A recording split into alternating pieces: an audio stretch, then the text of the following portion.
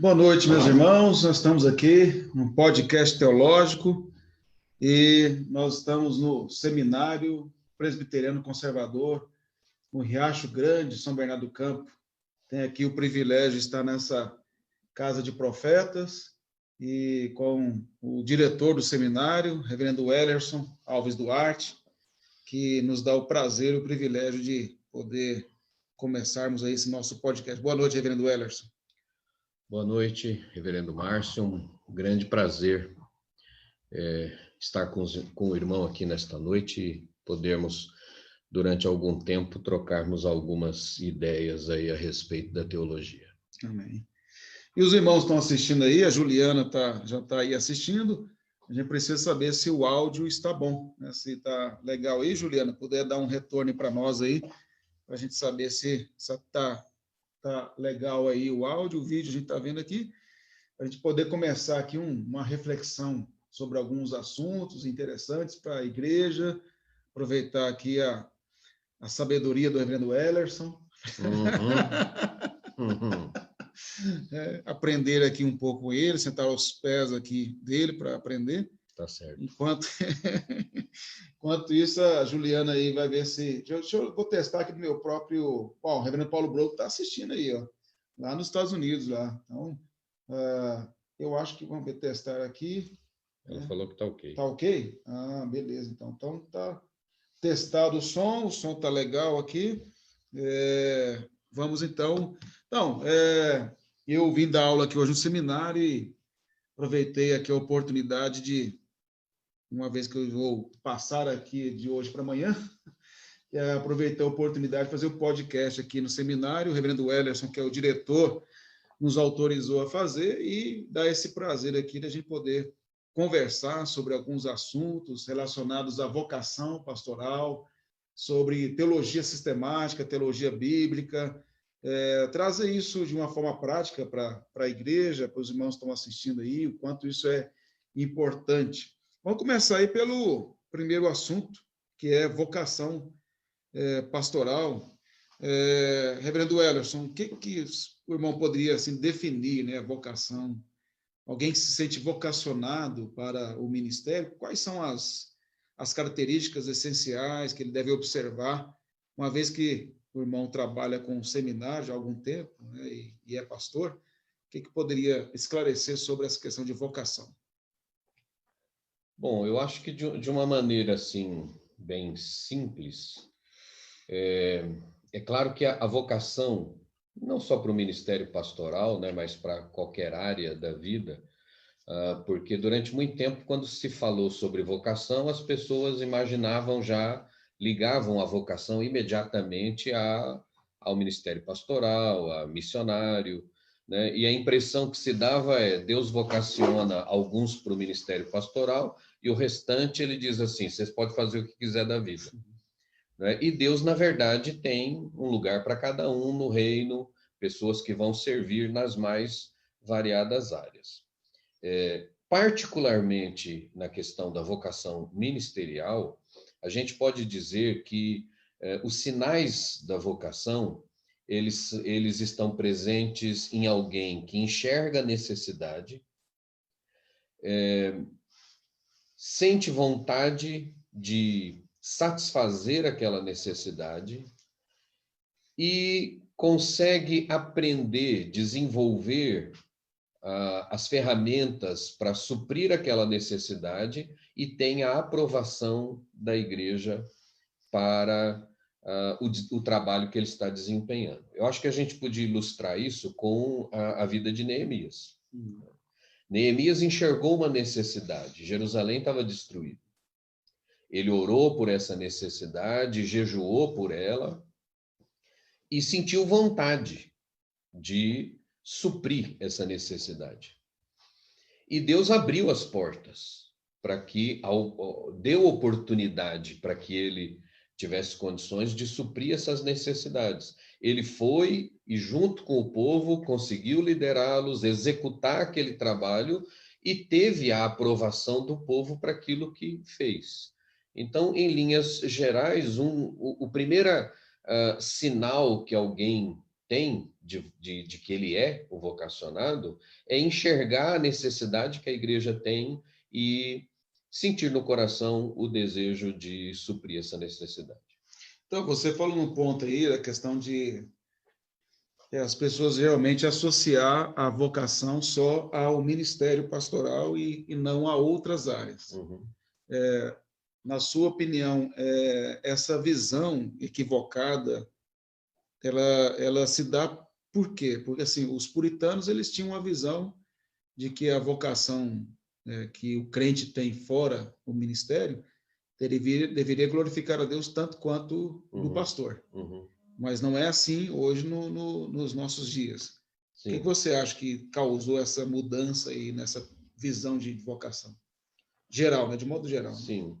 Eu acho que o que causou isso foi algo em torno de, não sei, 200, 300 anos atrás, veio a ideia de fazer uma distinção entre sagrado e secular, e de modo que você serve a Deus quando você lê a Bíblia, quando você ora, quando você prega o Evangelho, quando você vai à igreja.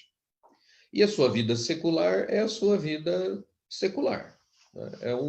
O trabalho que você executa, são coisas que não têm relação com a vida da igreja.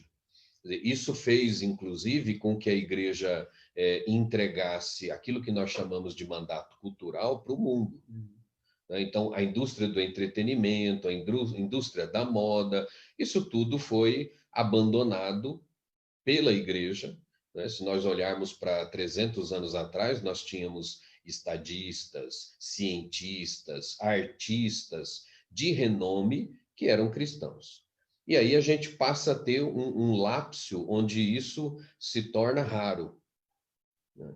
E então eu acredito que essa ideia de que Deus vocacionou uns para o ministério e o resto, ele diz, faz o que você quiser da vida, vem como resultado dessa visão, né, dicotômica aí de que há uma vida profana e há uma vida espiritual, uma vida secular e uma vida que você serve a Deus. Então, em alguns momentos você serve a Deus, no restante dos momentos você simplesmente está vivendo, levantando seu sustento, né? Isso coincide com aquele período em que a igreja foi ensinada que o crente precisa sentir e não pensar. Uhum. Então, é ter fé, é emocionar-se, mas não pensar, não usar a razão, não estudar, não fazer ciência. Eu penso que é mais ou menos por aí que a coisa surgiu.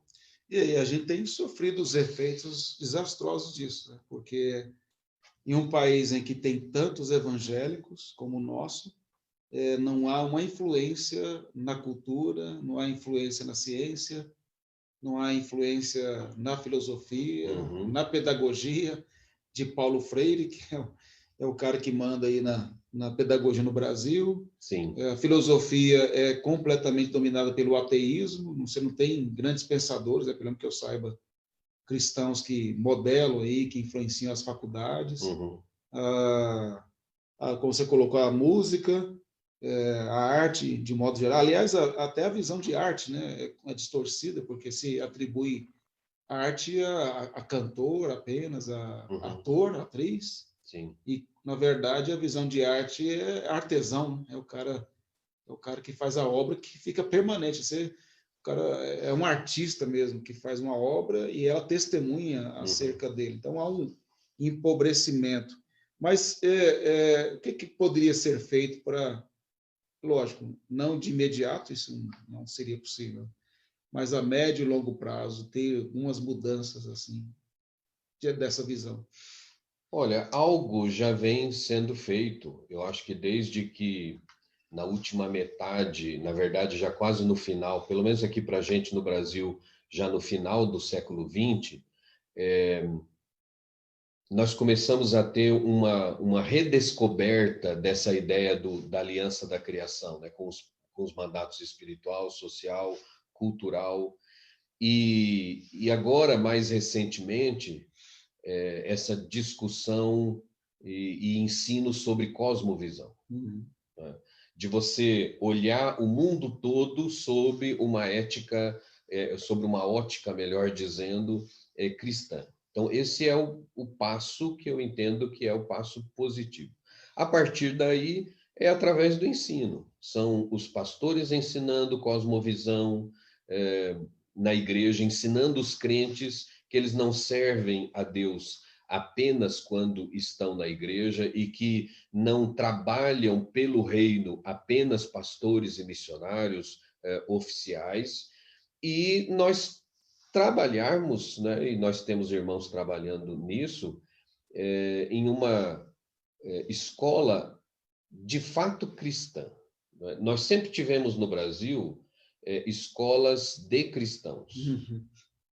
Uma diferença grande isso aí. Muito grande. É uma escola, até escolas mantidas por igrejas, mas que a cosmovisão, quer dizer, o material usado, aquilo que era ensinado era absolutamente igual a qualquer outra escola. Só mudar os proprietários. Isso, só o proprietário que muda, o nome da escola. Então, faz tem uma lá... devocional lá na sala de aula. Algumas, por exemplo, um dos meus filhos estudou numa escola cristã, que um dia ele estava muito preocupado, porque ia ter uma pequenininho ainda, tinha 7 anos, e ele estava preocupado que ia ter que fazer uma prova, e minha esposa falou assim, olha, filho, antes de fazer a prova, você ora.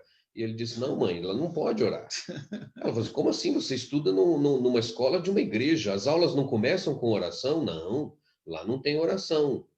E quando a gente foi conversar com a coordenadora, ela disse que era preciso respeitar as religiões diferenciadas, então, por isso, não se iniciava mesmo a aula sendo uma escola confessional. Exatamente.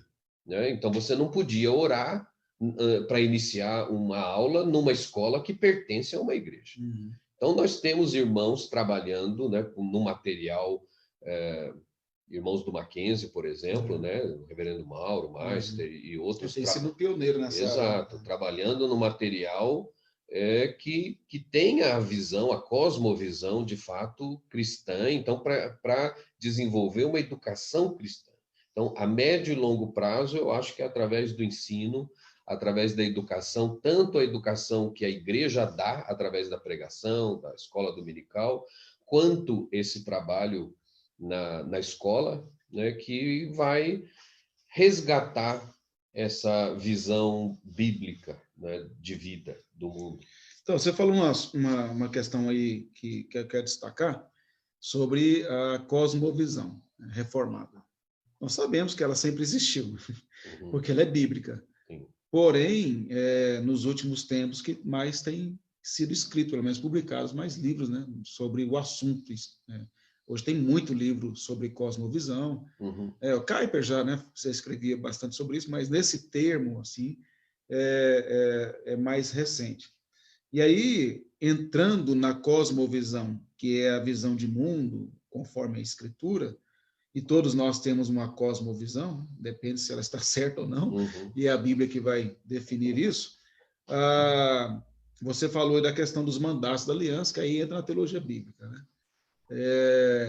Não há um problema nos livros de cosmovisão, pelo menos os que eu já pesquisei, que não utiliza muito os mandatos como base diretamente, embora você sabe que eles estão lá, mas parece que não há um trabalho específico nos mandatos da aliança como fundamento da cosmovisão reformada. Parece que não há um lapso aí, um problema. Né? Se você pega alguns livros de cosmovisão que tratam da narrativa da criação, por exemplo, como começando por lá, você não, pelo menos o que eu já olhei, você não vê aliás, na verdade, na teologia bíblica mesmo, tem tanto material sobre mandatos. Não tem. Que é um negócio assim, muito estranho. Se a gente pegar a teologia bíblica, ela, por exemplo, vamos pegar aí que você é mais antigo que eu. Pouca coisa. A sua formação aqui no seminário já não tinha ênfase na teologia bíblica, né? Não. Era sistemática, não é? Sim. E por uma razão, eu acredito, nos anos 80 até os anos 90, início dos anos 90, nenhum seminário sério tinha teologia bíblica. Isso pode parecer estranho, eu dizer, nenhum seminário sério tem teologia bíblica? Sim. Por quê? Porque o primeiro material de teologia bíblica que chegou ao Brasil era neo-ortodoxo, era de linha liberal. Então, havia uma mentalidade Que aquilo não prestava. no Brasil que teologia bíblica é coisa de liberal. Fundamentalista. Exato, é coisa de liberal.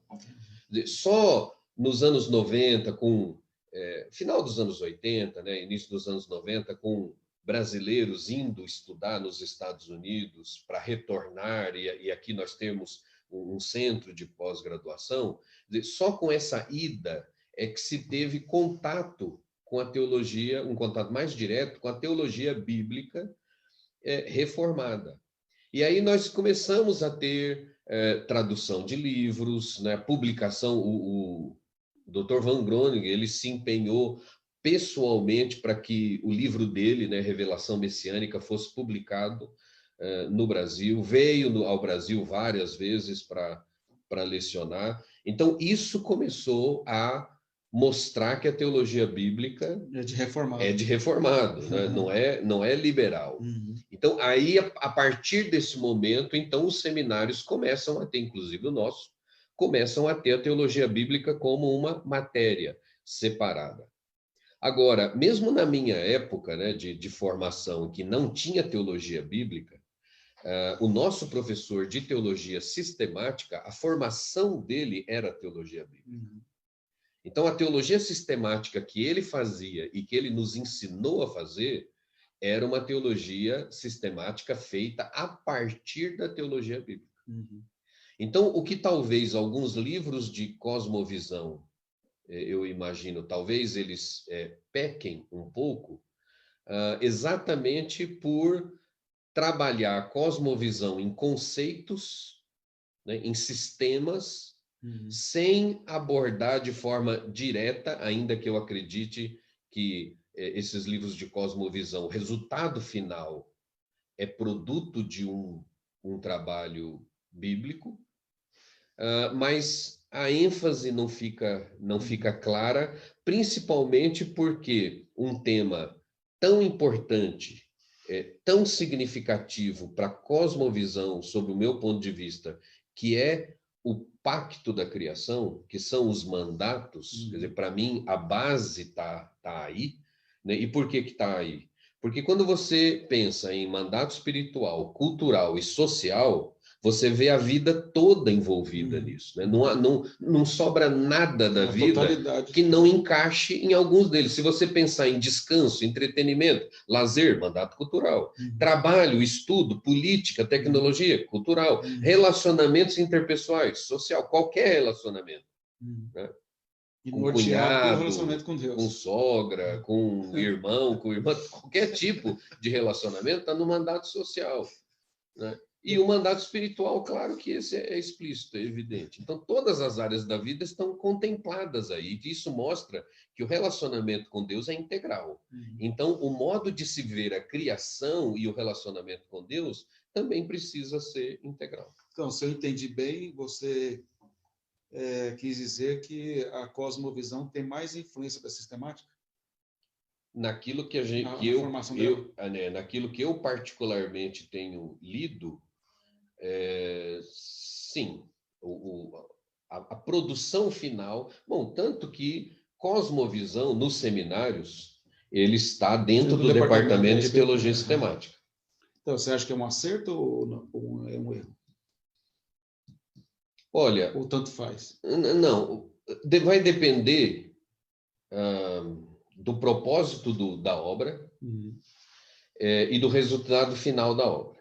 Porque se a obra é um trabalho acadêmico feito para a academia, então você pressupõe que um acadêmico seja capaz de identificar no livro, mesmo trabalhando de forma sistemática, onde é que estão, se há base bíblica para aquilo que está sendo dito. Se é um livro de cosmovisão escrito para o povo, para a igreja, aí sim eu acho que se peca quando a fundamentação bíblica, né, a fundamentação da teologia bíblica não fica clara. Agora, por outro lado, seja para a academia, seja para a igreja, seja para o povo, eu sinto essa falta dos mandatos. Não é? Porque, apesar dos mandatos, como você disse, não estar contemplado em vários livros de teologia bíblica, mas onde eles aparecem nos livros de teologia bíblica, mas eu ensino teologia sistemática, abordando o mandato da criação quando a gente entra na questão dos pactos. É com ele que eu começo. Então, a gente coloca ele dentro do sistema, né? Que é assim que a coisa funciona. Né? Teologia bíblica descobre as coisas, entrega para a sistemática e a sistemática encaixa dentro do sistema. Então, muita gente talvez não conheça, né, os termos que a gente está usando aqui, alguns conhecem, então vamos tentar definir aqui alguns aspectos. Ainda bem que tem um especialista aqui na sistemática. Chegou onde? Defina para nós aí a sistemática, diferenciando ela da teologia bíblica, e o que você acha da questão da hostilidade que existe, depois você fala sobre isso, sobre a hostilidade que existe na cabeça de muitos professores de seminário, né, acadêmicos, de detestar a sistemática, se o cara é teólogo bíblico, ou se ele é sistemático, ele detesta a teologia bíblica, se as duas podem caminhar juntas, ou se é uma relação de ódio, né, entre as duas. Bom, eu creio que a diferença poderia ser ilustrada ou colocada nos seguintes termos. Sob o meu ponto de vista, ambas chamam de teologia porque ambas trabalham o mesmo conteúdo. Então, a gente espera enxergar na teologia sistemática e na teologia bíblica o mesmo conteúdo. A diferença está na abordagem e não no conteúdo.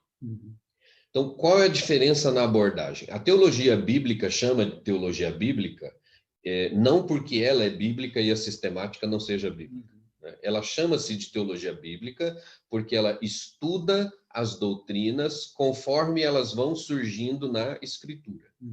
Então, a partir disso, você poderia separar a teologia bíblica em teologia do Pentateuco, teologia dos Salmos, teologia dos poéticos, né? Ou de sabedoria, teologia dos profetas maiores, dos menores, teologia dos evangelhos e assim por diante. Ou simplesmente teologia do Antigo, teologia do Novo.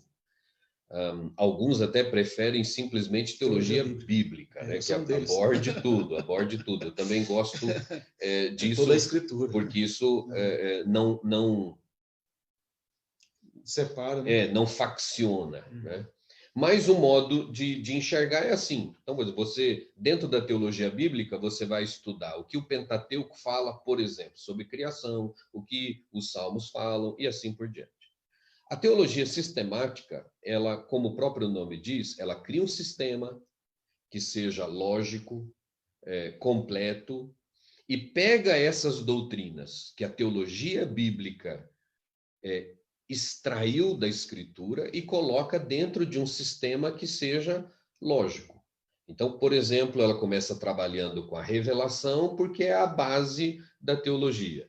Aí, então, você considerou a revelação, a pergunta é, quem se revela? Deus. Então, você estuda a pessoa de Deus, a obra de Deus. Dentro da obra de Deus, há uma coroa da sua obra, que é o homem. Então, nós estudamos a antropologia, o homem. E quem é o homem, como ele foi criado, sua origem, seu propósito e a queda, o pecado, o estado de miséria, que fez deste homem precisar de um Salvador. Esse Salvador é Cristo, então estudamos a cristologia, a pessoa e obra de Cristo. A obra que Cristo fez precisa ser aplicada na vida do pecador, então você estuda a soteriologia, que é a doutrina da salvação. Os que são salvos servem ao Senhor através de uma instituição, são feitos membros de uma instituição, igreja. Então, nós estudamos sobre a igreja. E essa igreja serve ao Senhor aguardando a sua vinda, estudamos escatologia. Então, isso é um sistema lógico. Né? Há uma relação de dependência entre... Um degrau, né? Uma escada vai subir. Exato. Se você se lembrar de um dos pontos, qualquer que seja, você consegue lembrar dos anteriores e dos posteriores. Você não pode pegar o negócio no meio sem ter visto os anteriores, porque quebra. Exatamente. Se você começa o estudo pelo meio, você perde a base, né? Não vai entender nada. E aí vai dificultar. É como se você tentasse estudar a equação do segundo grau sem ter aprendido as operações básicas. Né? Então, a diferença, até o Dr. Mauro Meister, né, que é teólogo bíblico, ele chama a teologia bíblica de mais histórica, porque analisa conforme vai surgindo, e a sistemática mais didática, porque ela coloca dentro de um sistema. Eu só consigo enxergar uma razão para teólogos bíblicos e sistemáticos, alguns, né, se degladiarem. Vaidade. Eu preciso mostrar que a minha área é mais importante do que a outra. Então, essa discussão ela pode acontecer entre quem dá aula de teologia e quem dá aula de história da igreja, ou quem dá aula de aconselhamento, ou quem dá aula de pregação. Eu preciso demonstrar que a minha é mais importante do que a outra. E a grande verdade é que elas trabalham juntas. Uma complementa a outra. Isso. A teologia bíblica, ela descobre uma teologia, uma doutrina. Estudou o texto bíblico, fez a exegese, descobriu uma doutrina. Ela entrega para a teologia sistemática, que vai ver se encaixa no sistema. Não é? Porque nós fazemos teologia a partir de revelações explícitas das Escrituras e a partir de coisas que nós inferimos da Escritura. E aquilo que você infere da Escritura, muitas vezes vem da teologia sistemática, porque você colocou dentro do sistema e aí então você encontrou uma lacuna, e aí você deduz aquela lacuna o que seria. Quando essa verdade que a teologia bíblica trouxe é sistematizada, ela vira um pressuposto.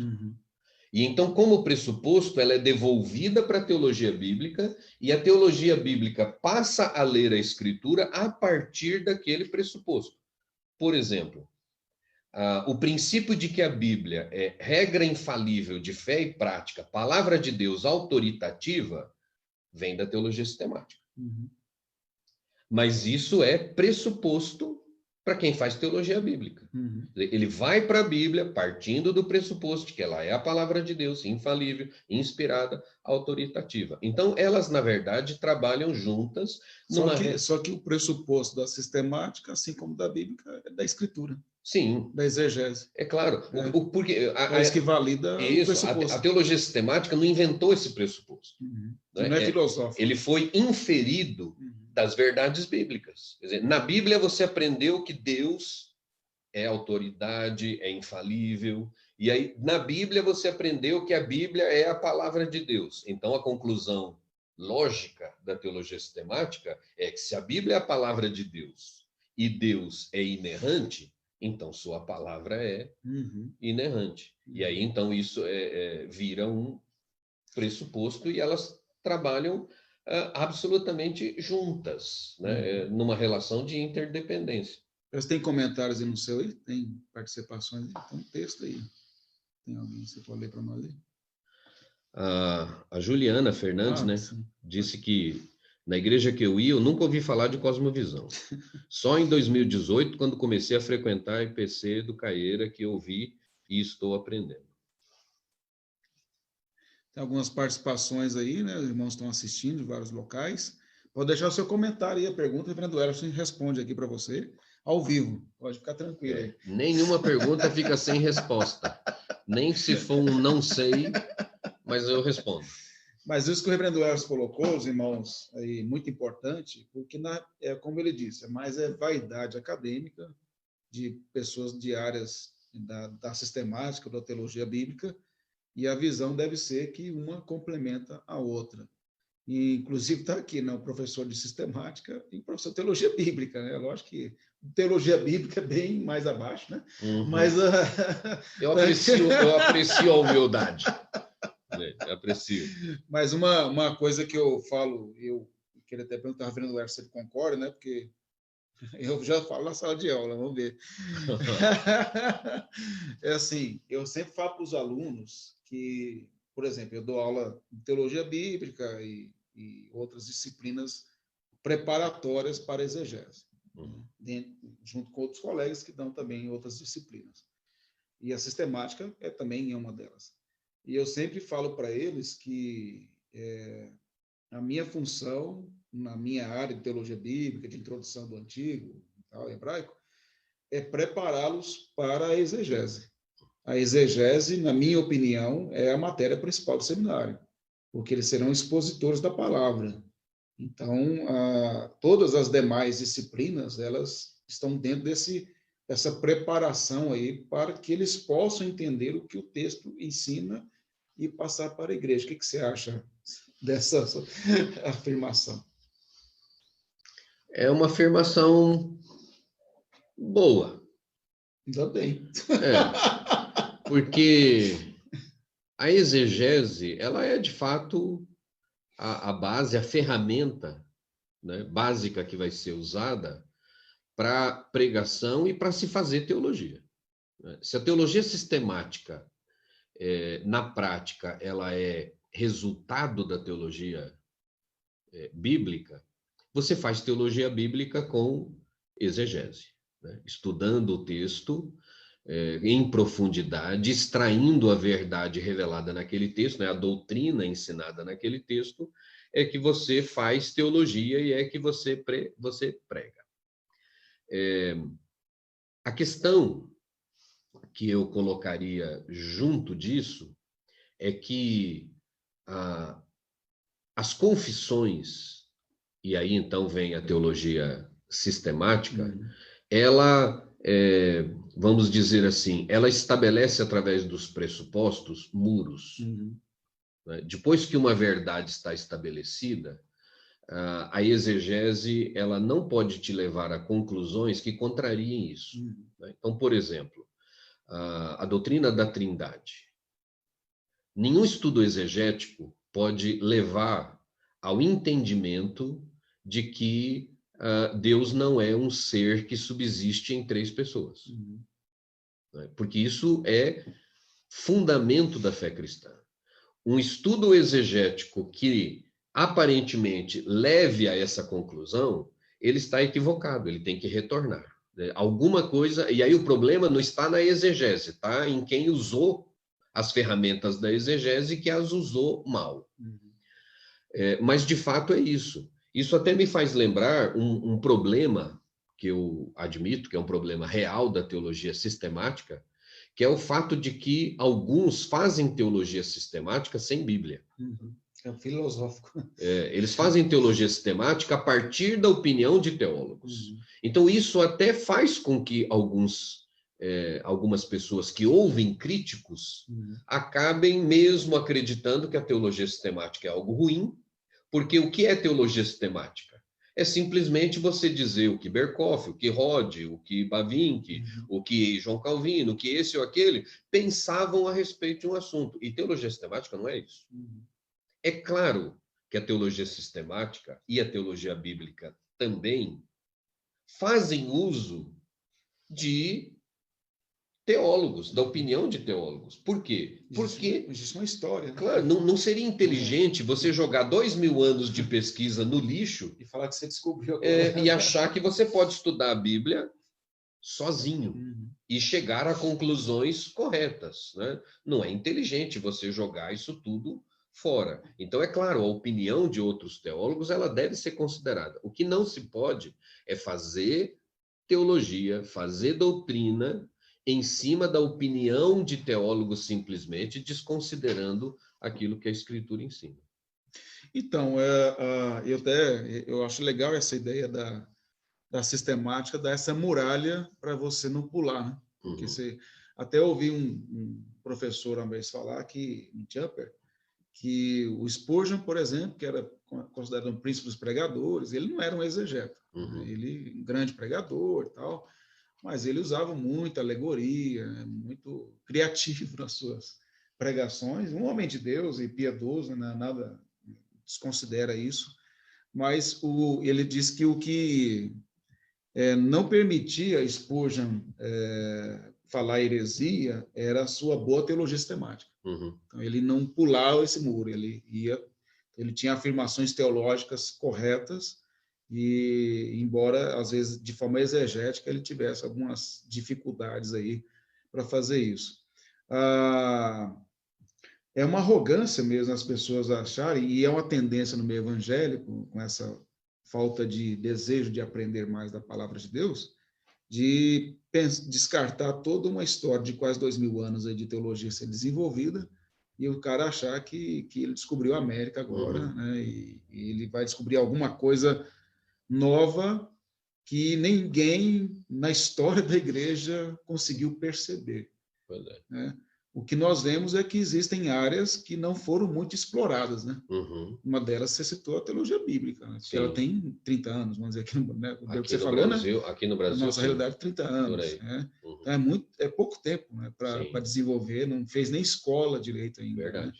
E há uma carência, mas isso não quer dizer que antes os pais da igreja, né, os reformados, não trataram isso de alguma maneira, mas não fizeram isso. Então, as pessoas precisam entender que não vai descobrir nada novo que ninguém nunca viu, mas Deus vai provocando a teologia, os teólogos, a desenvolver áreas que não foram tão bem desenvolvidas ainda. E uma delas é a área da teologia bíblica. Mas na sua visão, a teologia sistemática, além dessa questão que você colocou, que alguns ficam só subscrevendo os teólogos sistemáticos, né? E é importante que nós, reformados, não subscrevemos teólogos, a gente subscreve confissão. Né? Confissões teológicas, no nosso caso, é de Westminster. Então, às vezes, a pessoa fica achando que vai ficar defendendo Calvino, defendendo... Não, a gente defende a Escritura, a verdade. Mas existe uma tentação dentro da teologia sistemática de ficar muito filosófica, porque assim os argumentos, não que seja errado, né? Os argumentos construídos com lógica, tem muita construção, assim, no sentido da lógica, que é uma herança grega, né? Uma visão grega, e naquilo que ela acertou, vamos dizer, nos pressupostos, na construção de um pensamento e tal, mas não há uma tendência, por exemplo, há uma crítica que eu já ouvi de teólogos bíblicos que falam assim, olha, você pega o livro do Berkhoff, por exemplo, e até o Reverendo João, ele, aqui está errado. Às vezes uma citação de um texto fora do contexto, né, que não foi feita uma exegese adequada, e ele é citado para aquela afirmação, e existem esses perigos, né, que você colocou um pouco aí, e é um apego exagerado à construção lógica, sem estar vendo se essa construção lógica ela passa pelo crivo da boa exegese. Sim, essa tentação é uma tentação grande, porque se você tem o perigo de desprezar 2000 anos, por outro lado, você tem o perigo de se prender só a esses 2000 anos de pesquisa e então partir do pressuposto de que nenhum desses teólogos cometeu equívocos, nenhum deles errou, tudo que eles dizem quase está inspirados. Absolutamente certo, quase inspirados, e então não há o que questionar. E a gente sabe que isso não é verdade em teólogo nenhum. Né? O único livro que a gente lê de forma não crítica é a Bíblia. Né? Qualquer outra obra, ela deve ser lida, e eu repito isso aos alunos. Né? Eu me lembro até de algumas vezes que eu dou leitura obrigatória, e aí houve vezes do aluno vir até mim e dizer assim, professor, o livro que o senhor mandou ler diz um negócio aqui, assim, assim, mas na sala de aula o senhor disse outro. Eu falei, tá, e qual o problema? Não pode discordar, não? Ele falou, não, mas o senhor mandou ler um livro que não concorda com o que o senhor disse. Eu falei, então, essa parte, outras partes concorda. E outra, você precisa ter o contraponto, né? E analisar isso. Não, se eu for escolher um livro para você ler que não tenha nenhum problema, a leitura obrigatória vai ser a Bíblia. Né? E mesmo assim é possível você ler alguma coisa na Bíblia que eu disse diferente. Né? E aí, é claro, a sua interpretação. o errado sou eu. Mas há, de fato, essa tentação, né? Inclusive porque a teologia sistemática, ela, algumas pessoas, né, alguns teólogos, eles dizem que teologia sistemática e filosofia são quase que irmãs siamesas, né? Ao longo da história, uma influenciou a outra de alguma forma. O que essa tentação é real, usar da opinião de outros teólogos é necessário. O que a gente não pode deixar é cair nessa tentação.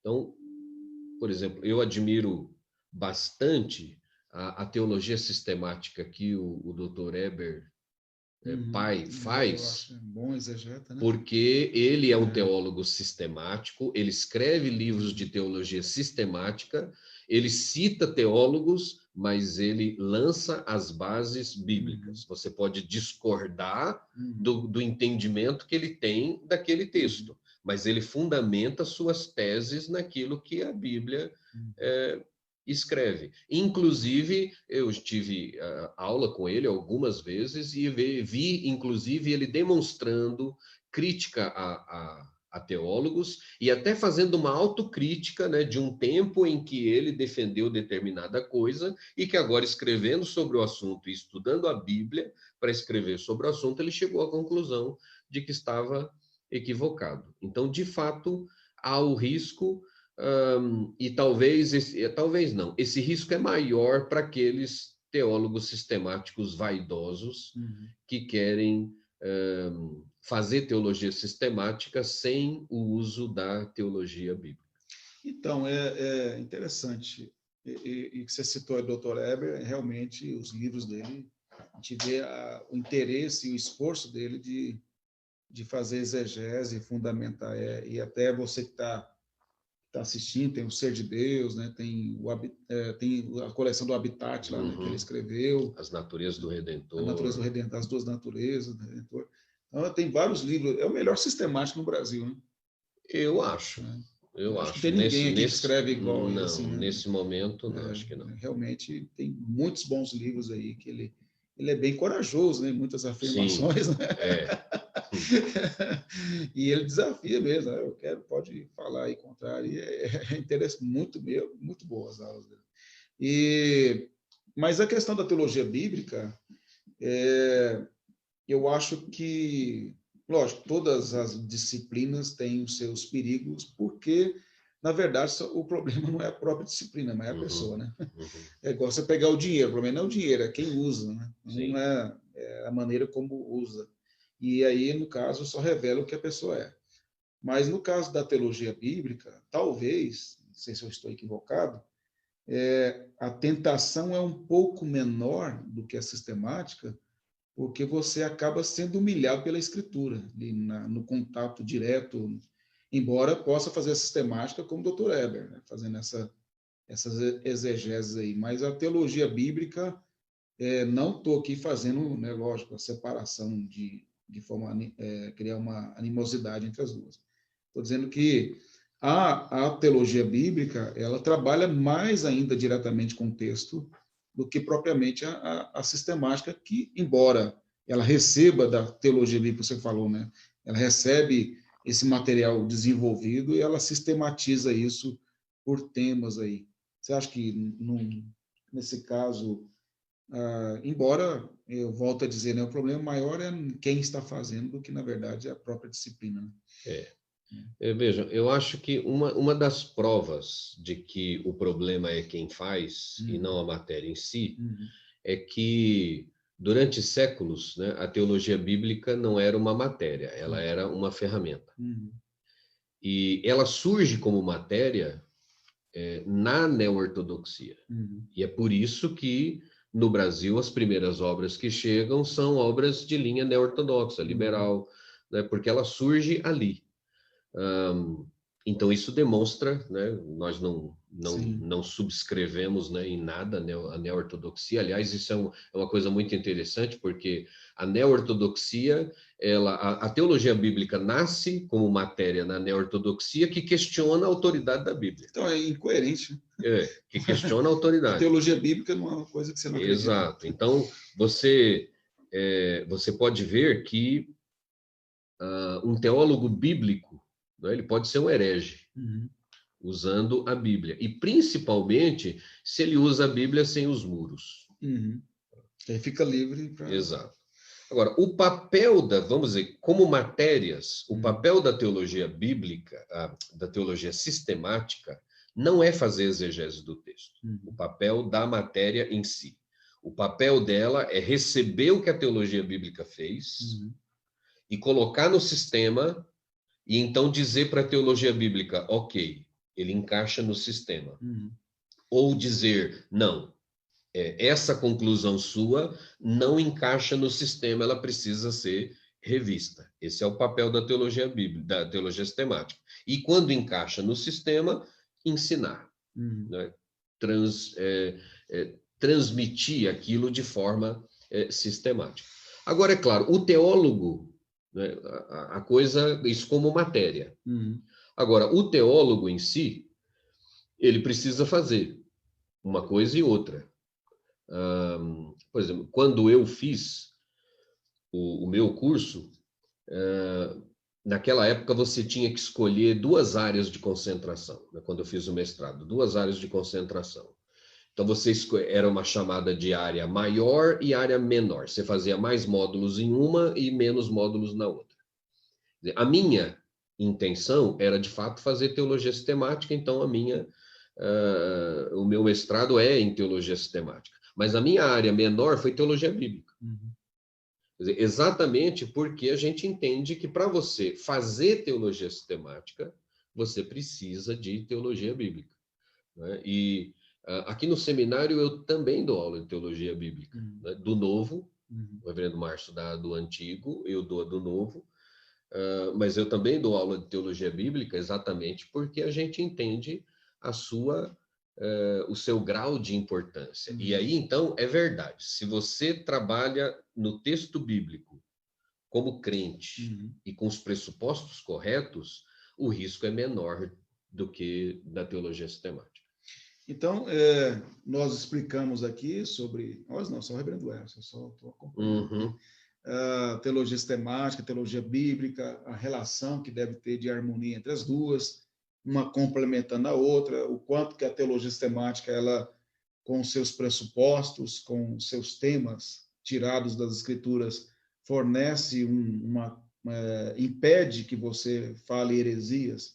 Então, ela estabelece ali muros, né, e colunas bem fortes para que você não venha falar coisas fora da escritura, mas não significando também que os teólogos são infalíveis e que você não pode discordar deles. Inclusive, quando você olha para a Confissão de Fé de Westminster, ela mesma, que foi feita por teólogos, né, ela mesma fala que nenhuma opinião, nenhum decreto de concílio, nenhuma experiência está acima da autoridade das Escrituras. Então, nenhuma teologia reformada de verdade, né, que seja bíblica mesmo, vai se colocar acima da autoridade da Escritura. Agora, como tem muitos irmãos nos assistindo, né, e eu acredito que é importante a gente trazer isso agora de uma forma mais prática para a igreja. Né? Qual a importância disso na formação de um pastor? A gente está no seminário, e graças a Deus eu peguei uma fase bem melhor, né, que o reverendo Ellerson pegou, né, na formação dele no seminário. Eu já peguei os frutos da formação dele, de outros professores que deram aula aqui, e a ênfase era muito forte. Eu peguei a ênfase do reverendo João na teologia sistemática, a ênfase do reverendo Arruda, do reverendo Edival na teologia bíblica e na exegese. Então, foi um privilégio para a minha geração poder pegar essa época aí eu acho que foi a época, o auge do nosso seminário, nessa parte acadêmica aí. Mas o que esta formação do pastor em um seminário reformado, com boa teologia bíblica, com a sistemática, com a exegese, quais os benefícios práticos para a igreja local? Lógico, o pastor, não adianta ele formar em uma boa instituição e ter bons professores se ele não continuar estudando.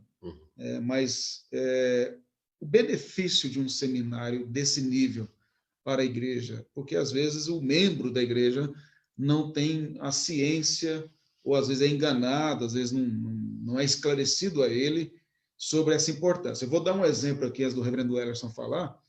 Eu era pastor da igreja, da 4ª Igreja Conservadora de Goiânia. E aí o reverendo Ellerson era diretor naquele período também, e ele foi lá pregar, acho que era aniversário da igreja lá na nossa, né?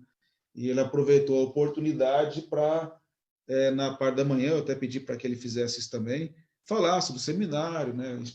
Expusesse isso para a igreja e tal.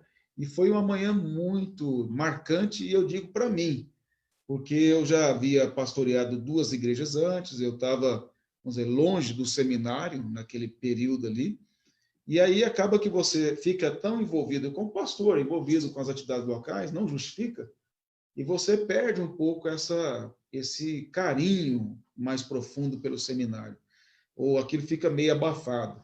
Quando ele falou do seminário, da importância, eu confesso que eu fiquei emocionado, sabe? Eu fiquei, assim, envergonhado também como pastor por não ter me esforçado mais naquele momento em beneficiar o nosso seminário. E isso não é apenas o nosso seminário, a gente está falando de modo geral, mas a gente está aproveitando o local que a gente está e estando aqui com o diretor do seminário. O que você pode falar sobre isso? Existe um autor que é um britânico que veio para o Brasil e tem atuado na região do Nordeste. Ele chama Marcos, eu não me lembro agora o sobrenome dele, mas ele escreveu um livro sobre a situação da igreja moderna, e há um trecho do livro que ele diz assim: você quer conhecer a saúde espiritual da igreja do futuro? Visite os seminários hoje. Eu costumo comparar, quando eu falo sobre o seminário, eu costumo comparar a relação de seminário, dentro de um corpo, a relação de seminário e igreja, com a igreja representando um órgão, o rim, o fígado, por exemplo, e o seminário representando a medula. E quando você tem um problema localizado em um órgão, esse problema, ele, se não for tratado, ele vai aumentar. Mas ele demora um pouco até passar para outro órgão, ir para outro, até que ele compromete o corpo todo. Quando o problema é na medula, onde o sangue é produzido, isso é disseminado pelo corpo rapidamente. Quando os fundadores da nossa igreja insistiram tanto, em 1938 até 1940, por providências, é porque eles perceberam que o problema teológico que apareceu no seminário, no presbitério, tinha sido aprendido no seminário. Então, não era um problema localizado, era uma questão de que, teoricamente, os alunos todos sairiam com conceitos similares àqueles, e então, a médio e longo prazo, a igreja estaria contaminada. Isso nos dá uma ideia da importância de um seminário para a igreja. Os nossos fundadores julgaram tão importante que apenas 14 anos, uma igreja pequena, com dificuldades, com poucos pastores, com poucos recursos, apenas 14 anos depois da sua fundação, iniciou as atividades do seu seminário, demonstrando a importância que eles davam para a formação. Qual é a importância para a igreja? A importância é a seguinte: quando você é membro da igreja, você está com uma dificuldade, com um problema, e você precisa de um aconselhamento. Quando você procura seu pastor, se o seu pastor foi bem treinado no aconselhamento, nas técnicas de aconselhamento, mas foi também bem treinado na exegese, na teologia bíblica, nas doutrinas, ele vai fazer um diagnóstico correto do seu problema, um diagnóstico bíblico. Não vai ser um diagnóstico psicológico, sociológico, antropológico, filosófico, vai ser um diagnóstico bíblico. E ele vai te dar um tratamento bíblico. O seu problema tem chance de ser resolvido porque ele está sendo tratado na causa e não nos efeitos. antropologia, sociologia, etc., vão tratar efeitos e não a causa. A pregação, você precisa ser alimentado. Dr. Martin Lloyd Jones, por exemplo, no Pregação e Pregadores, ele diz que uma boa pregação diminui bastante a necessidade de aconselhamento. Porque as pessoas estão bem alimentadas, bem orientadas, bem treinadas, bem instruídas, vão precisar de menos ajuda. Então, se você tem alguém que expõe a Bíblia, vejam, alguém que foi treinado não para falar das suas ideias, não para comentar notícias simplesmente, não para falar de conceitos filosóficos, para contar historinha, mas para ler o texto bíblico e explicar para você o que o texto bíblico diz, você vai ser alimentado assim. Na hora da angústia, mensagem de autoajuda, historinha, coaching, historinha engraçada, alegorias, elas não vão te ajudar. É o que você aprendeu da Escritura que vai te dar condições de enfrentar as dificuldades, de tomar decisões acertadas. Então, um pastor, ele precisa ser treinado para pregar de forma correta, para aconselhar de forma correta, para conduzir a igreja de forma correta. Quando eu dou aula de teologia sistemática, eu sempre digo aos alunos, todo conceito que nós estabelecemos aqui, no final nós temos que perguntar, para que isso serve? O que eu faço com isso agora? Porque se for apenas um conceito teórico, ele não serve para nada.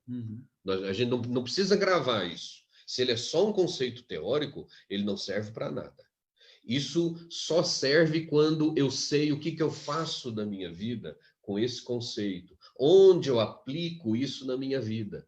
Porque quando o nosso aluno aprende o que fazer com as ferramentas que ele recebeu, ele vai aprender, ele vai saber tratar a igreja adequadamente. E como o reverendo Márcio disse no início, a gente espera que ele continue estudando.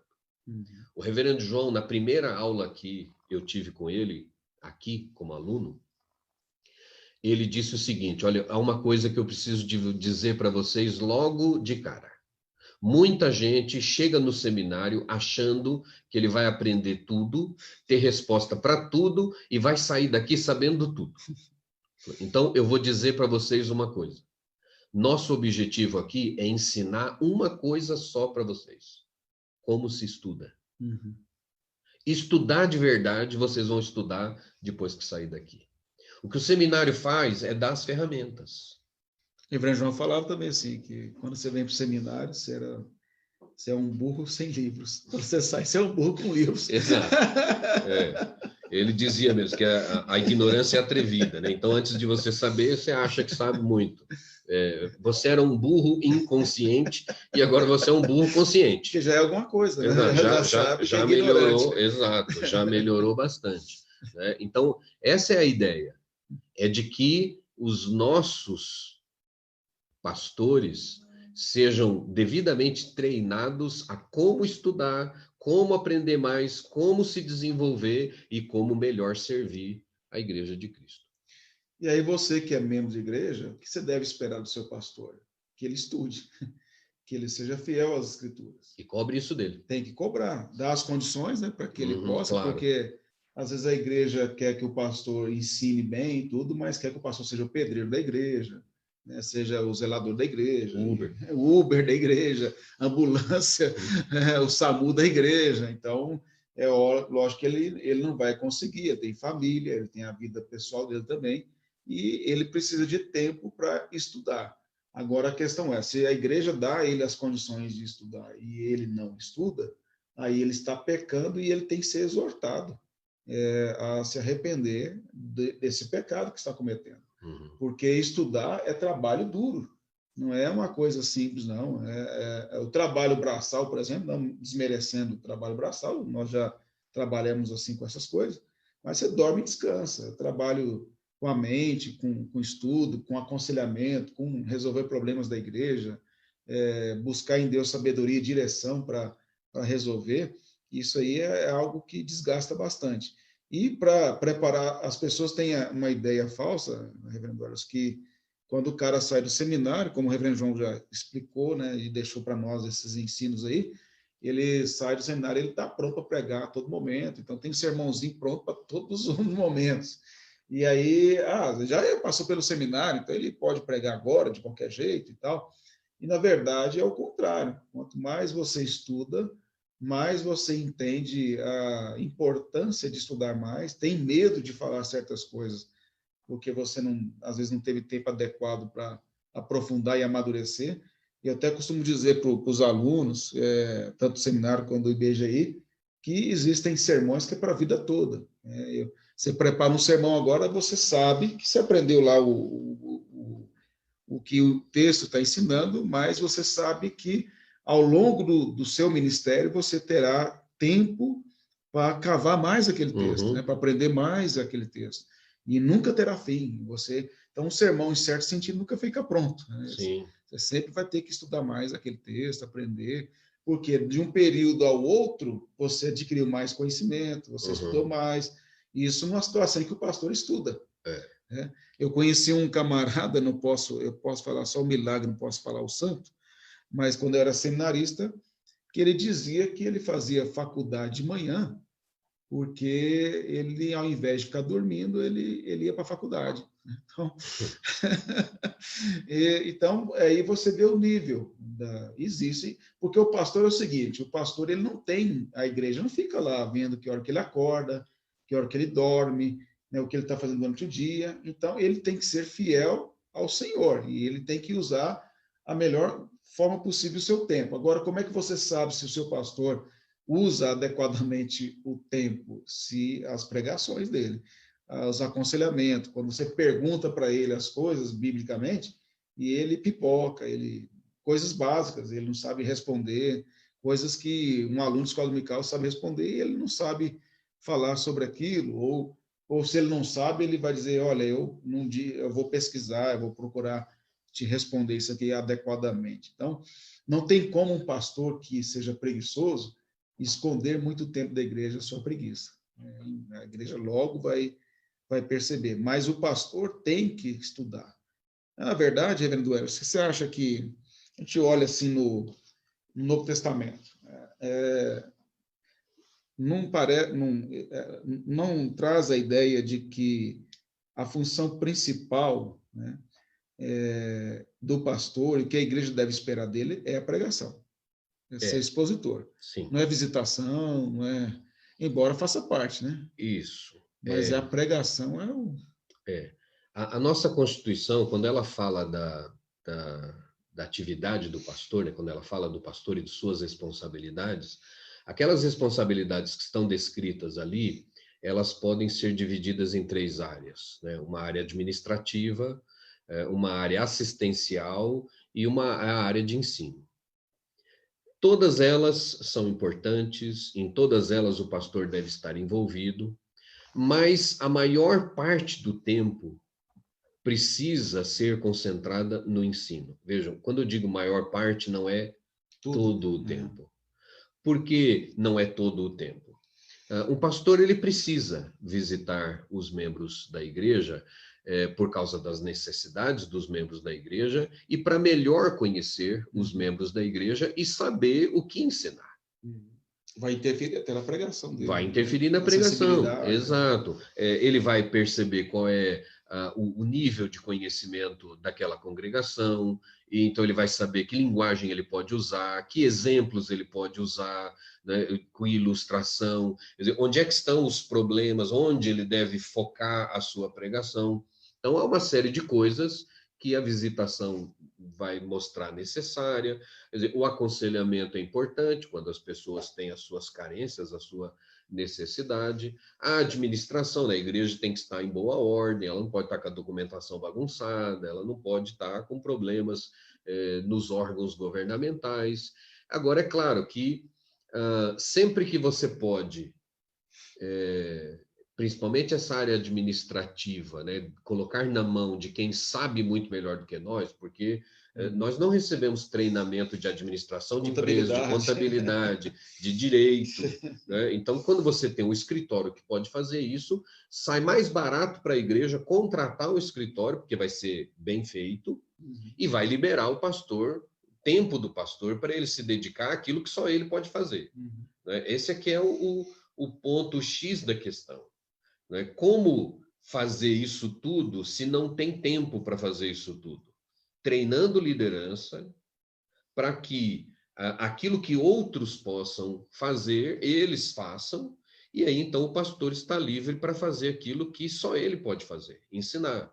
Porque a gente não espera que alguém na igreja, sem o treinamento teológico, esteja melhor preparado que o pastor para ensinar.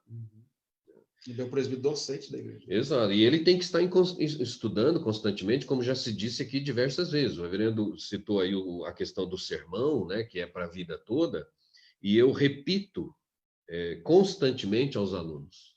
Se você pregou um sermão hoje, guardou o sermão, está lá arquivado. Daqui, por exemplo, 5 anos, você achou que tá bom? Você pegou, vai pregar em algum lugar, você pegou o arquivo, leu e disse, tá bom, vou pregar, alguma coisa está errada.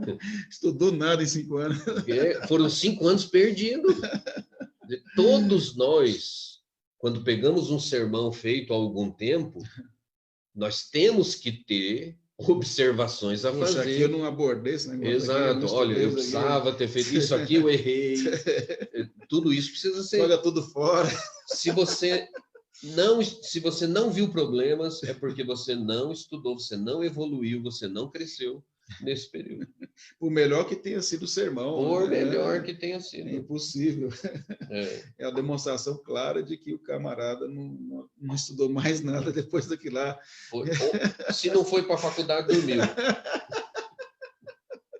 Mas é interessante. Paulo diz lá em 1 Timóteo 5,17 que o presbítero, no caso o pastor ali, ele tem que presidir bem e principalmente os que se afadigam no ensino. Ele fala que é digno de dobrar dos honorários. Então, tem o presidir, mas principalmente o de se afadigar no estudo da palavra de Deus. E a gente percebe que, às vezes, tem colegas que são excelentes pregadores e são exegetas, são bons, estudam muito, mas eles têm deficiência no presidir, né? Tem dificuldades nessa parte aí. E aí acaba que, pelo fato deles destacarem tanto na parte de ensino, essa outra parte não sofre tanto a igreja, né? Porque acaba tendo um presbítero ou outro que pode complementar ele, pode ajudar, mas também é parte do ministério presidir bem, né? De organizar, liderar a igreja, sim, né? Conduzir. Não quer dizer que o pastor tem que fazer, mas ele tem que acompanhar. As igrejas que eu pastoreio, logo que eu chego, eu sempre digo, reúno a liderança e eu digo, eu não vou fazer tudo, mas eu tenho que saber tudo o que está sendo feito. Sim, é o supervisor. Exato. Eu não posso ser pego de surpresa, que alguma coisa está acontecendo e eu não sei. Mas eu não vou fazer tudo. Né? Treinar pessoas, né? Exato. Uma coisa interessante que dá para a gente tocar um pouquinho aqui, eu tenho preparado um módulo lá no curso que eu dou na Igreja do Caeira na segunda-feira, no dia da minha folga, para o IBGI, e tem sido uma experiência maravilhosa. Já há 10 anos que nós estamos com esse projeto lá, né? E temos lá 22 alunos, tem sido essa média, com a graça de Deus, e alguns até estão participando aí. A questão do aconselhamento bíblico, né? É uma área que, embora a gente tenha prática, né? Porque a gente lida com isso, aconselhando pessoas, orientando. Você colocou lá que o Martin Lloyd Jones disse, e é pura verdade, de que um sermão bem pregado, expositivo, ele evita necessidade de aconselhamentos, porque a pessoa sai aconselhada, às vezes ela está com aquele problema, poxa, o pastor pregou exatamente aquilo que eu precisava saber, nem preciso perguntar a ele nada. Mas há uma outra coisa que eu tenho, pelo menos assim, eu sabia, mas eu tenho aprendido com esse curso que eu estou dando, é a questão dos membros maduros aconselhar uns aos outros, como Paulo diz lá em Colossenses 3,16, né? Em outros textos, que é o que o Jane Harris chama de confrontação doutética, né? Sim. Exortar uns aos outros e tal. E eu vejo que essa é pelo menos eu percebi isso no meu ministério, e eu estou tentando corrigir isso agora, amadurecer mais, preparar pessoas maduras na fé para que possam fazer também esse trabalho de aconselhamento naquilo que compete a elas. Né? Lógico que tem coisas que é o pastor que tem que fazer mesmo, mas isso ameniza muito o trabalho do pastor. Né? Se tiver pessoas de confiança, bem treinadas e, como diz Paulo, que habite em vós ricamente a palavra de Cristo, né? E como fruto dessa maturidade, desse estar cheio da palavra de Cristo, cheio do Espírito Santo, como diz em Efésios 5:18, essa confrontação, essa exortação que deve ter mútua. Gálatas, capítulo 6, Paulo também fala, né, vós que sois espirituais, né, devem corrigir com brandura e tal. Você acha que essa é uma área que deficiente nas nossas igrejas, assim, como eu identifiquei no meu ministério? Acho, e eu acho que ela é deficiente por duas razões. A primeira delas na verdade, as duas são culpa nossa, nós, líderes, pastores, né? A primeira culpa é por não identificarmos crentes maduros que receberam de Deus o dom de aconselhamento, o dom até, eu diria, o Dr. Eber, ele fala quando ele fala de pastoreio, né, ele fala de ofício e de dom. E ele diz que, é claro, todo pastor que tem o ofício, que foi ordenado, tem que ter o dom. Mas nem todo mundo que tem o dom de pastorear, de cuidar de alguém, tem que ser ordenado. É um pastor, porque às vezes ele tem o dom, por exemplo, de aconselhamento, mas ele não tem o de ensino, ele não tem o da presidência. Então, o primeiro erro é isso, é de nós não identificarmos essas pessoas e não darmos o devido treinamento para essas pessoas. Esse é o primeiro erro. O segundo erro que eu vejo é de nós não ensinarmos a igreja que existem pessoas assim e que este trabalho deve ser feito e aceito. Por quê? Porque alguns, e talvez eu esteja sendo modesto ao dizer apenas alguns, membros das nossas igrejas, elas entendem que se não foi o pastor que visitou, ela não foi visitada. Se não foi o pastor que aconselhou, ela não foi aconselhada. Ungido, né? Se não foi o pastor que exortou, a exortação não serviu. Então tem que Nem ser... presbítero serve. Não, tem que ser o pastor. Tem que ser o pastor. Se o pastor não fez, então não foi feito. Não adiantou o presbítero, não adiantou a SAF, quer dizer, não adiantou alguém fazer. E isso é algo que a gente precisa ensinar.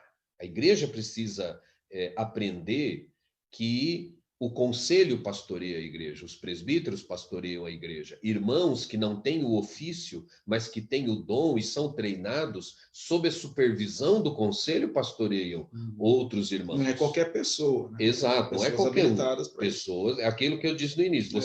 Você identifica a pessoa que tem o dom, treina essa pessoa e ela vai fazer o trabalho sob sua supervisão. Né? É a supervisão dos presbíteros que foram eleitos. Mais ou menos o conselho de Jetro para Moisés, né? Isso. Coloca pessoas sábias. Exatamente. Para tirar o peso. É claro, porque aí problemas menores, outras pessoas vão tratando, nem chega. Porque às vezes os problemas menores te impedem de trabalhar os problemas maiores da igreja. Exato, porque o tempo fica todo preenchido e aí coisas que só você, pelo treinamento que tem e pelo tempo de estudo que tem, poderia fazer, não vai fazer, e porque você está gastando tempo fazendo coisas que outros irmãos devidamente treinados e com a aceitação, né, com a igreja aprendendo que nós devemos nos corrigir, né, nos aconselhar mutuamente, poderia estar fazendo. Mas você, não sei se eu estou correto, né, mas nas minhas poucas pesquisas da área, né, de aconselhamento, que assim, tecnicamente, eu nunca me aprofundei muito nos livros de aconselhamento, embora a base, né, principal é a exegese, né, a hermenêutica, a teologia bíblica, que é a base principal de qualquer coisa, né, de aconselhamento. Mas o que eu percebi nas minhas pesquisas é que a maioria dos livros de aconselhamento só fala do pastor, como conselheiro, não trabalha muito essa... Eu vi uma dificuldade em encontrar livros que trabalhassem os leigos da igreja aconselhando. Ou seja, tem muitos livros nessa área, eu não descobri. Eu vi um na cultura cristã, até semana, vi lá que tem um que parece que trabalha nessa direção, mas a maioria, pelo menos os mais conhecidos, tem um capítulo lá que fala, mais um livro específico treinando, mostrando a importância desses leigos da igreja, como você colocou, de serem trabalhados pelo líder para que auxiliem no aconselhamento. Parece que há uma deficiência nesse sentido. Eu estou na mesma situação de você, né, de não ter uma pesquisa profunda na área. Eu acho que é possível que entidades como a ABCB, né, tem uma igreja batista aqui em São Paulo que tem um curso muito famoso de aconselhamento. Então, é possível até que nesses cursos haja algum material, né, que treine os conselheiros a treinar outros. Eu realmente não conheço. Agora, seriam apostilas, né? Livros publicados, eu acho que não é tanto assim. Sim, livro eu não me recordo mesmo de ter visto nada nesse sentido. O que revela que, no mínimo, né, se a Igreja Batista faz isso, é uma coisa muito boa, né? É um exemplo para nós nesse sentido aí. Agora, isso aí, na minha opinião, também revela um outro problema, que às vezes o pastor centraliza muito nele ou permite que a igreja centralize tudo nele. E aí acaba que ele gosta também, às vezes, né? Então, tem as duas coisas. Às vezes o pastor é um centralizador. Né? Ele mesmo puxa tudo. Ele puxa tudo, ele quer fazer tudo. Ele tem e é bom só um tudo. detalhe aqui para você falar. Mas há uma diferença entre ser centralizador e supervisionar. Né? Isso. Que aí a pessoa acha que quem supervisiona é o centralizador. Então, não. Confunde as coisas. O centralizador é quem ele faz tudo. Né? Ele faz tudo. O supervisor, não, ele sabe de tudo. Ele acompanha tudo, ele conhece tudo. Sabe como é que as coisas estão indo. Exato. Ele tem recebido feedback constante do que tá acontecendo. Agora, o que eu entendo que acontece? Alguns se sentem bem em estarem ocupados. Porque isso parece que dá status. Né? Você nunca para. Tem um livro do... fugiu o nome do autor agora, mas eu acho que eu lembro daqui a pouco. O nome do livro chama... O nome do livro é Pastor Contemplativo. E ele diz que um dos problemas do ministério pastoral é o pastor estar ocupado. Ele fica procurando coisas e parece que ele precisa sentir que ele está fazendo, que ele é relevante, que ele é importante, então ele gosta disso. Outros devem fazer isso porque se sentem na obrigação. A igreja espera que eu faça, eu sou o único assalariado na igreja, então é obrigação minha fazer, eu que tenho que fazer, e aí ele sente na obrigação de ser ambulância, ser Uber, de mestre de obras, né, de fazer absolutamente tudo. Ambas as motivações estão equivocadas. E a igreja pode até, alguma igreja pode até se sentir bem, confortável e dizer, nosso pastor está sempre ocupado, nosso pastor trabalha muito, nosso pastor não tem descanso, nosso pastor está sempre envolvido, mas ela não percebe que ela está perdendo com isso. Porque se ele está sempre ocupado em coisas, porque se ela está vendo que ele está ocupado, é porque ele não está estudando. Porque ninguém vê a gente estudando. Como é que ele vai estudar sendo mestre de obra? Exato. E se ele não está estudando, ele não tem o que ensinar para a igreja. E no domingo, na aula de escola dominical, na pregação, no estudo bíblico, ele vai enrolar.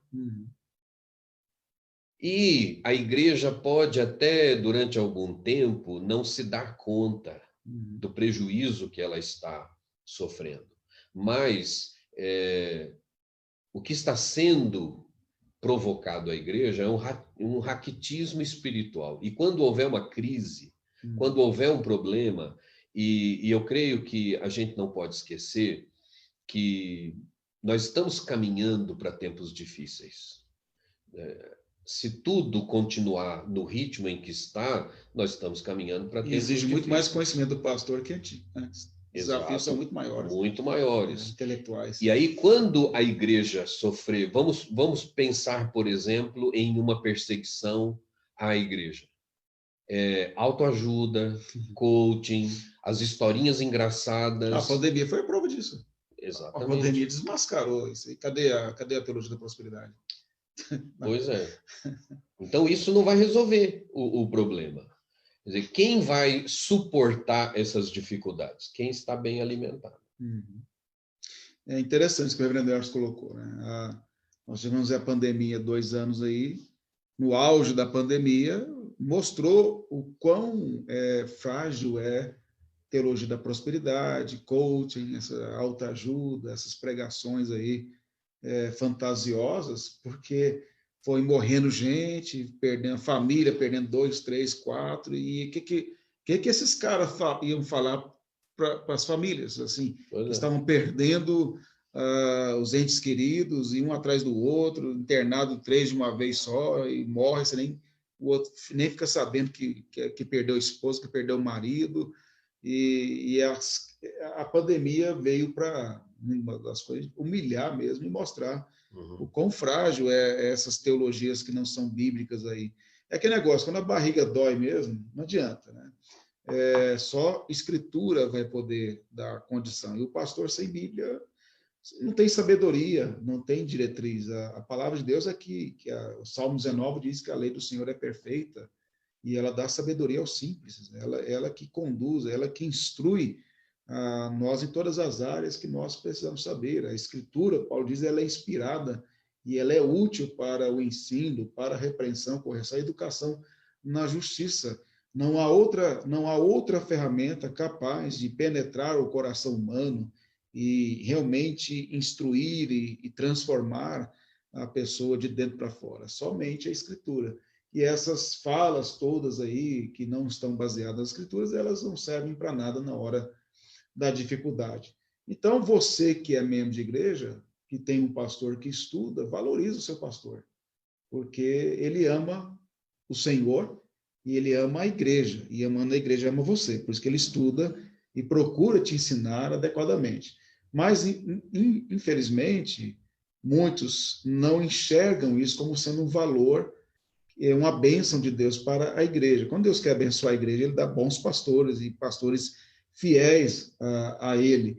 Agora, às vezes, a igreja valoriza mais aquele pastor político, do coaching, aquele que passa uma ideia de ser piedoso, de ser fiel, que na hora realmente da angústia, da aflição, ele não consegue atender às necessidades. Nós estamos aí caminhando para o encerramento, mas dando as últimas considerações, reverendo Elerson, sobre a vocação, a teologia bíblica, a sistemática, a importância disso para a igreja, o estudo do pastor, a importância dele como instrutor da igreja. As últimas considerações aí para a gente. Bom, antes das últimas considerações, só que o reverendo Rony e o reverendo Paulo Broco lembraram que o nome do autor é o Gene Peterson. Ah, estão participando aí. Não. Se tiver mais participações, pode ler, fica à vontade. Vamos ver se chega aí. Bom, eu vi essas duas, né? Olha, o que a gente pode dizer é o seguinte: nós vivemos, isso é cíclico. Na verdade, acho que ao longo de toda a história, isso só é em maior ou menor grau, mas a gente vive uma crise vocacional, uma crise de liderança. Nós temos na nossa denominação algumas igrejas que estão sem pastor, e a verdade, quer dizer, elas estão sem pastor neste ano, e para o ano que vem, para ela ter pastor, alguma igreja vai ficar sem pastor. Nós não temos pastor sem campo.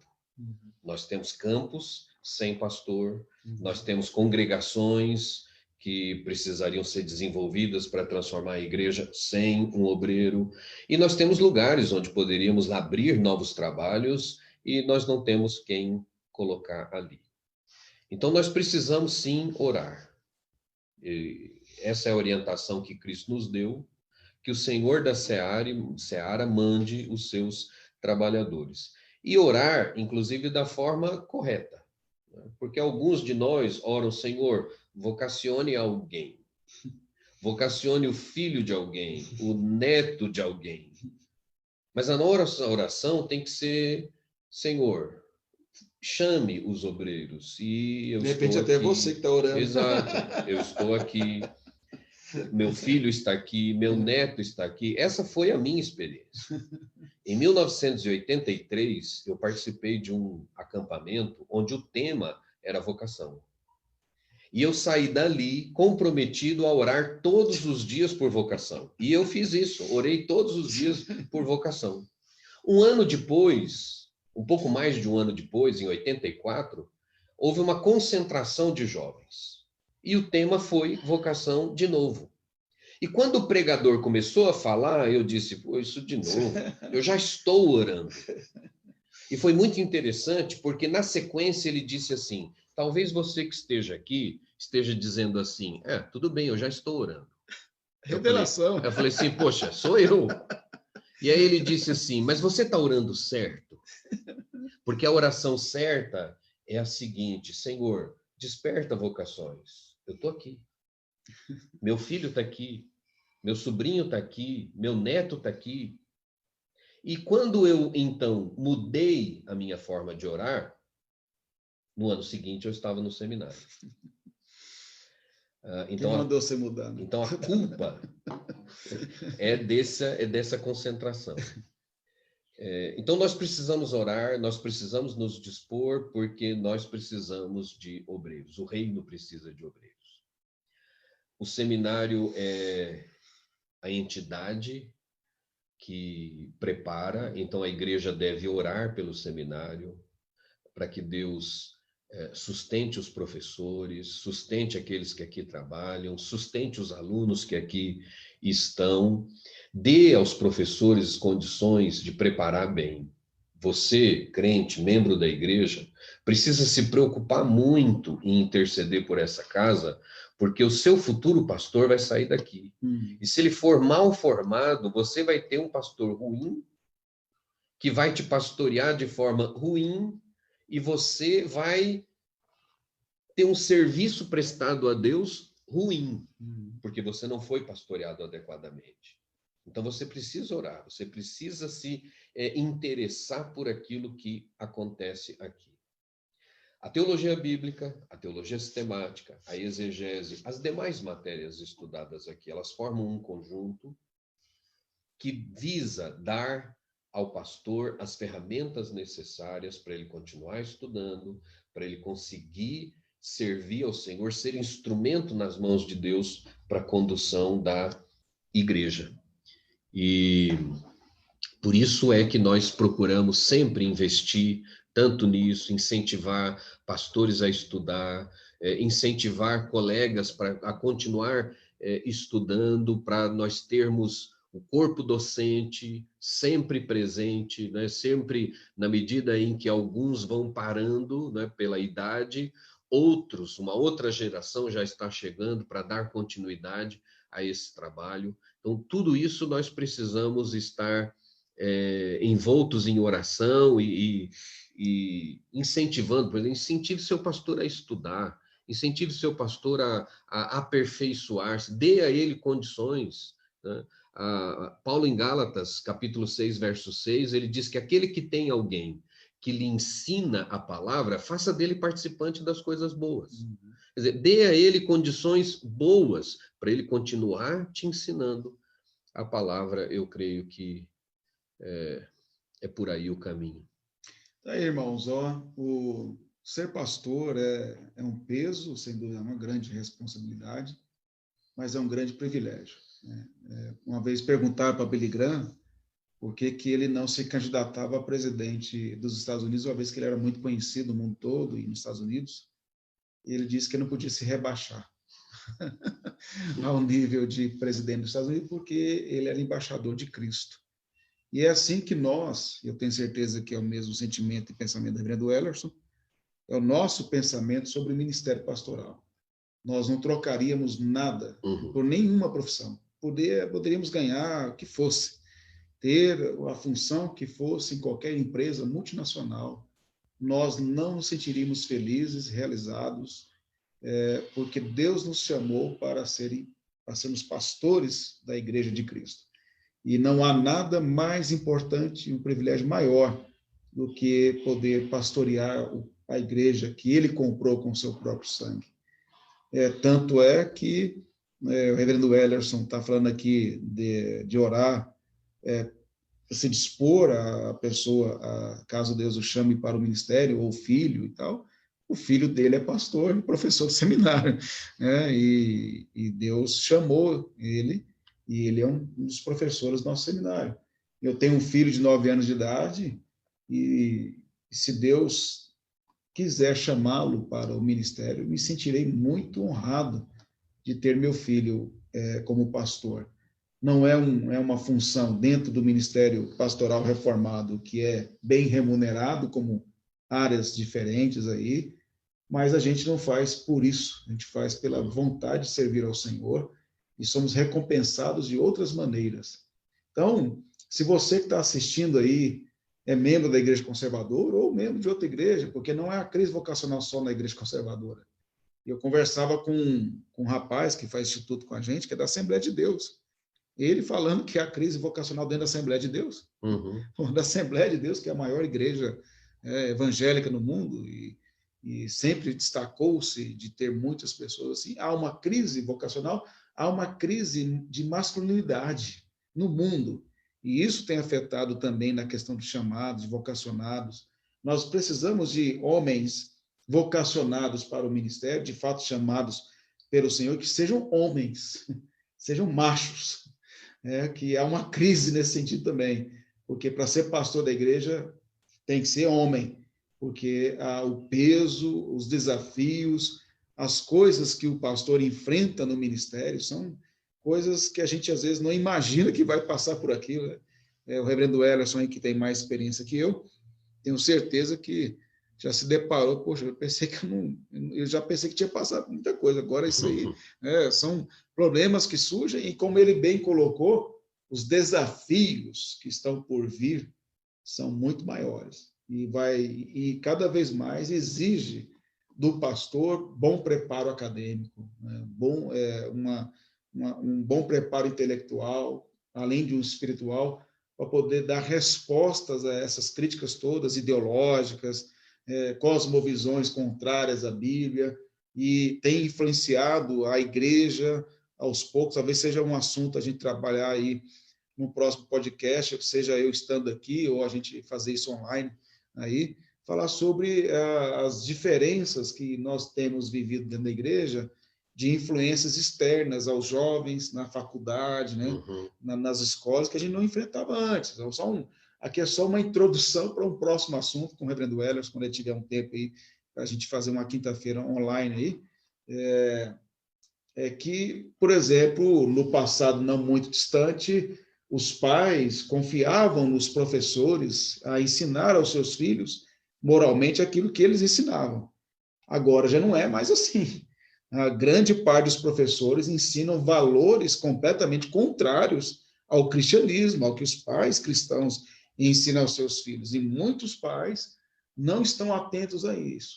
E aí nós temos um problema, que é perder jovens por causa de faculdade, por causa... Hoje mesmo, um pastor, colega nosso, me pediu material para que ele pudesse enviar para uma jovem da igreja dele, que entrou na Unicamp, e ela precisa de material de cosmovisão reformada sobre aborto, essas coisas, para ela poder se defender, caso seja atacada ali na escola. Então, essas coisas todas acontecem. Mas a gente quer agradecer a participação do reverendo Ellerson, né, aqui no nosso podcast teológico, agradecer a você que até agora participou conosco aí, está nos assistindo, Hoje não tem sorteio de livros, tem uns livros aqui do seminário, mas não posso sortear nenhum desses aqui, né? Porque não é nosso. O reverendo Wellerson não quis doar nenhum para a gente sortear aqui. Mas brincadeira, né?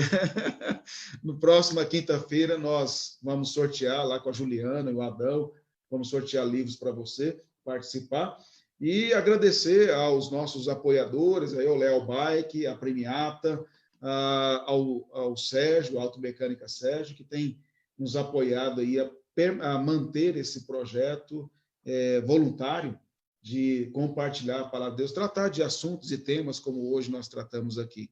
Reverendo, mais uma vez, obrigado aí pela sua participação, né? E obrigado por permitir realizar aqui no seminário.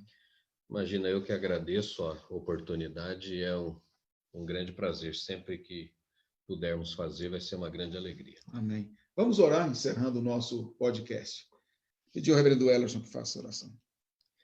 Soberano Deus, nosso eterno Pai, nós te agradecemos por este dia, nós te agradecemos por encerrá-lo da forma como estamos fazendo, tratando, ó Pai, de assuntos importantes, significativos para o teu reino, para a tua igreja. E nós suplicamos, ó Pai eterno, que o Senhor abençoe a tua igreja, amém, para que ela prossiga sendo sal e luz neste mundo. Amém. Que o Senhor, ó Pai eterno, trate com os pastores, aqueles que o Senhor mesmo tem levantado para orientar, para dirigir, para edificar a tua igreja, para que eles sejam verdadeiros instrumentos de honra e glória do teu nome. Amém. Que o Senhor, ó Pai, desperte vocações, que o Senhor, ó Pai, coloque no coração daqueles que tu mesmo tens separado para esta obra o desejo ardente de se preparar para te servir nesta causa. Amém. Ó Pai bondoso, dá-nos uma boa noite de descanso, abençoe cada um daqueles que neste momento nos acompanham. O Senhor conhece as suas necessidades, que elas sejam supridas de acordo com o teu santo querer. Amém. Nós oramos agradecidos em nome de Jesus. Amém. Boa noite, irmãos. Deus abençoe. Muito obrigado por participar de mais um podcast. Deus abençoe os irmãos. Amém. Boa noite.